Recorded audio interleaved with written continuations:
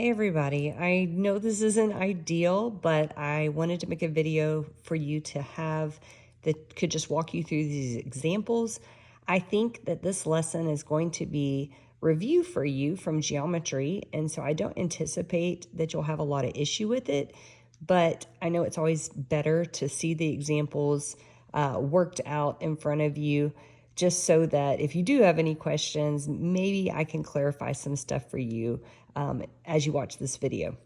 All right, so you are going to have to identify the 6 trigonometric ratios. You should definitely be familiar with sine, cosine, and tangent. I don't know that you've done the reciprocal identities, but they're very easy. All you're going to do is once you get an answer for sine, you can see that you just simply do its reciprocal, flip the fraction in order to get cosecant, and cosine is the reciprocal of secant, and tangent is the reciprocal of cotangent. So it is important when you're identifying your ratios that you clearly identify which sides are your opposite, your adjacent, and your hypotenuse. And so like on example 1, you want to start off by looking for where that unknown angle is, because everything's going to be based off of angle theta. So in relationship to this angle, 12 would be adjacent. Adjacent means that it is touching it. And 5 would be opposite, and the hypotenuse is always directly across from the 90 degree. So we'll set up the sine, cosine, and tangent, and then we'll just simply flip them to get cosecant, secant, and cotangent. So sine is opposite over hypotenuse, 5 over 13. Cosine is adjacent over hypotenuse, 12 over 13. And tangent is opposite over adjacent. And like I said, we'll just flip, flip, flip. You know, and if they're not written side by side, like I've got them right here, and you're like, which ones actually go with which ones? Just remember, C goes with S, so that's always going to be those opposites. Sine goes with cosecant, cosecant goes with sine, or secant, excuse me. And then the tangent and cotangent are kind of self-explanatory because the word is actually in both names, tangent. All right, on the second one, again, you've got your theta.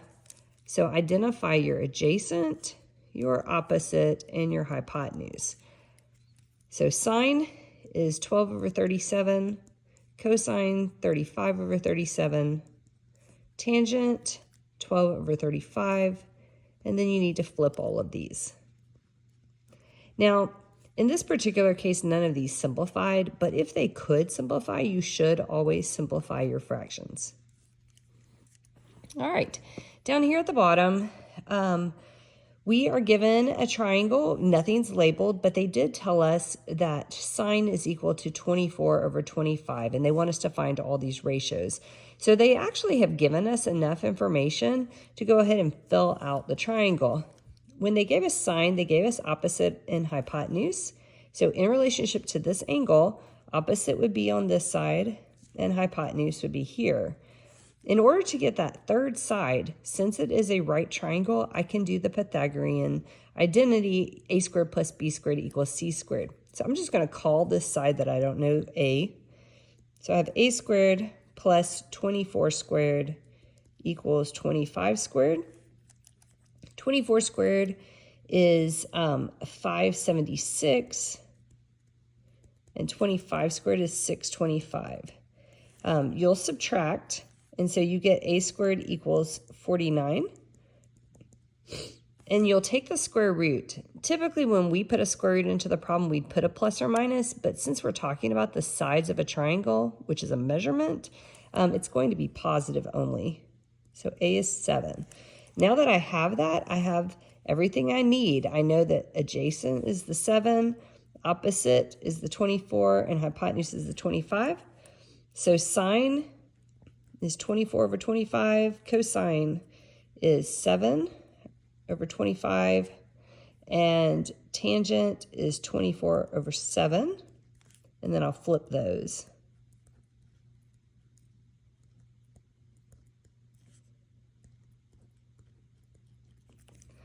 All right. So on the next part of our lesson, number 3, it says, we've got this word problem. The sun shines at a 60-degree angle to the ground. How long is the shadow cast by a 20-foot tall flagpole? So you're going to need a calculator for this. And one of the things I would make a note of when you're doing these and you're having to use a calculator, you need your mode to be in degrees. And that's because we actually are given a degree in this problem. So on these problems, it's a good idea to draw a picture. This one's a little bit tough. You do have to pay attention to things like this. We've got the sun up here and it's shining down, but they're telling us that the angle of its, so we'll just say this is like the ray, its angle to the ground is 60 degrees. So they're telling us that this angle over here is 60 degrees. And then they've told us that there is a flagpole. We'll put the flagpole right here. That is 20 feet tall. And we're going to assume that flagpole is at a right angle with the ground as well. And they're wanting to know how long is the shadow that is cast by that flagpole. So you've got to make sure that you label all the sides of your triangle correctly. And then we're going to set up a problem. So it's going to either be a sine, cosine, or tangent problem. So what we do is we identify what we have. They gave us, in relationship to this angle right here, they gave us adjacent and they gave us opposite. So they got a tangent problem here. Typical tangent without anything filled in would look like this. Tangent of theta is equal to opposite over adjacent. And so I'm going to fill in all the parts that I actually do know. I do know theta, it's 60.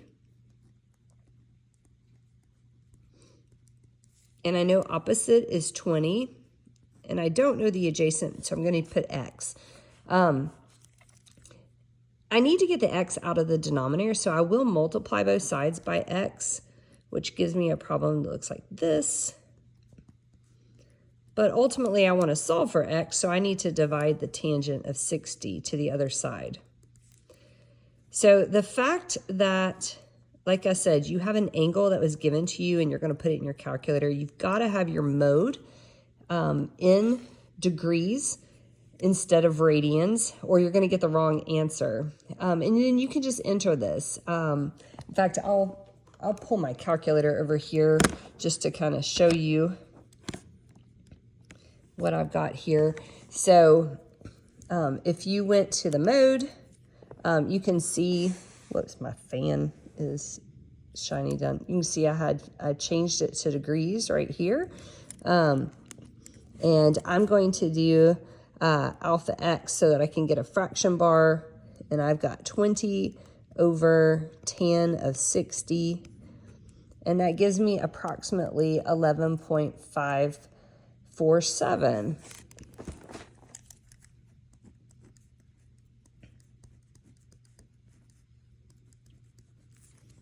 All right.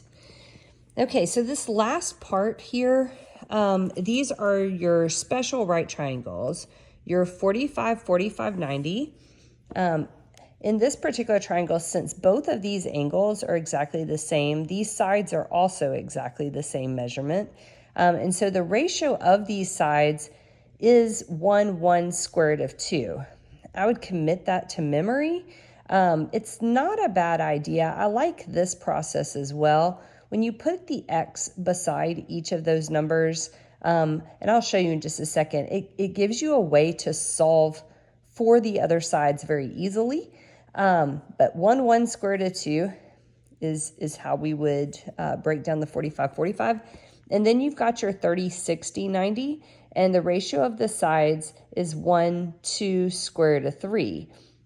I think they wrote it in a different order. I think I just always do it in numerical order. But again, feel free to put the x beside each of those numbers. And you can use these two diagrams to kind of help you at first. But these are things that you definitely need to commit to memory.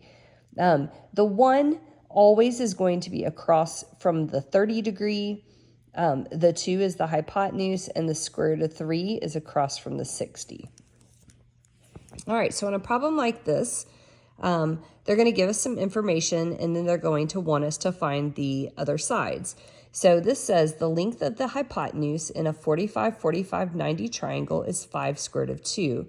What are the values of the other two sides? So if I draw a 45, 45, 90, and they've told me the hypotenuse is 5 square root of 2. All right, so according to this, I know that this side, again, if it's 1, 1 square root of 2, if I put those x's with it, what I can do is I can take this x square root of 2 and set it equal to the 5 square root of 2, and it makes it very easy to see what x is. X is 5. And I know that each of these sides are going to be equal to x. So the other two sides are 5. You can do that same process for the 30, 60, 90. If I draw out the 30, 60, 90 triangle, they've told me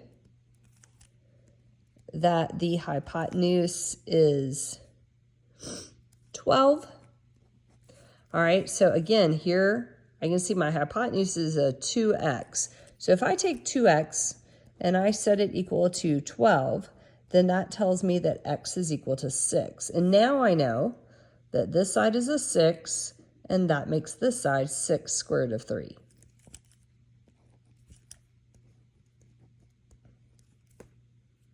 All right, I think that should do it. You know, work through the problems that are given to you today, and just be ready to ask questions on Monday when I return.